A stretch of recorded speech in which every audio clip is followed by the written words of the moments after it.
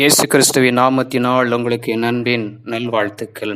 இந்த நாளில் இந்த வேளையில கூட ஆண்டவருடைய வார்த்தை ஏசாயா 41 9 நான் பூமியின் கடையாந்தரங்களிலிருந்து உன்னை எடுத்து அதன் எல்லையிலிருந்து அழைத்து வந்து, நீ என் தாசன், நான் உன்னை தெரிந்து கொண்டேன், நான் உன்னை வெறுத்து விடவில்லை என்று சொன்னேன். அல்லேலூயா.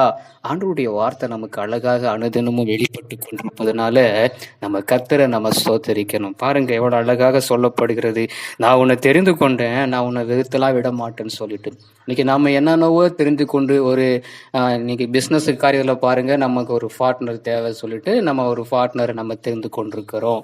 அதே போல வாழ்க்கையில இன்னைக்கு பார்க்கும் பொழுது தானாவே இன்னைக்கு என்ன பண்றாங்க, நமக்கு லைஃப் பார்ட்னராக வேணும்னு சொல்லிட்டு இன்னைக்கு நிறைய பேர் இன்னைக்கு தேர்வு செய்யதை பார்க்க முடிகிறது.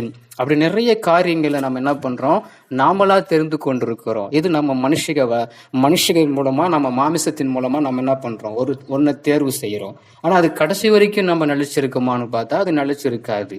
அது மாத்திரம் இல்லை, அவங்களை நம்ம வெறுத்து தள்ளி விடுவோம் ஒரு காலகட்டத்துல. ஏன்னா இப்ப இன்னைக்கு பிசினஸ் பார்ட்னரா இருக்கும்போது லாபத்தை மாத்திரம் இன்னைக்கு பங்கு வருவதற்காக இன்னைக்கு நிறைய பார்ட்னர்ஷிப் இன்னைக்கு செயல்பட்டு கொண்டிருக்கிறது.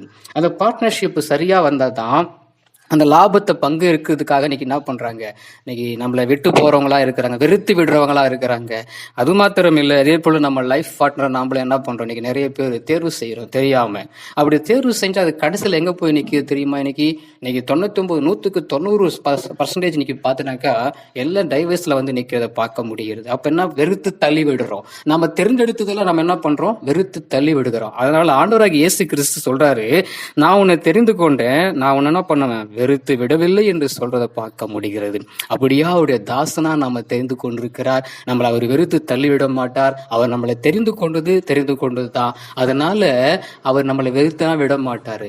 கர்த்தருடைய நம்ம பிள்ளைகளா இருக்கிறோம், அதனால சோர்ந்து போக தேவையில்லை. மனுஷனை பார்க்காதீங்க, மீண்டும் மீண்டும் சொல்றேன். நீங்க மனுஷனை பார்த்தோ இல்ல மனுஷன் செய்யற செயலை பார்த்தோ நீங்க மனுஷன் நம்பி போயிடாதீங்க. கர்த்தர் என்ன சொல்றாரோ அதை பாருங்க. கர்த்தருடைய வார்த்தை அனுதினமும் நமக்கு என்ன சொல்லுதோ அதை நீங்க கேட்டு அதன்படி நடந்து பாருங்க. அது ஒரு பெரிய அற்புதம், அதே போல ஆசீர்வாதமாகவும் இருக்கும். கர்த்தருடைய நாமத்தினால நிச்சயமா நான் சொல்றேன், கர்த்தரை நீங்கள் விசுவாசிங்க, இந்த வார்த்தையை விசுவாசிங்க, அற்புதத்தை எதிர்பாருங்க. ஆமென்.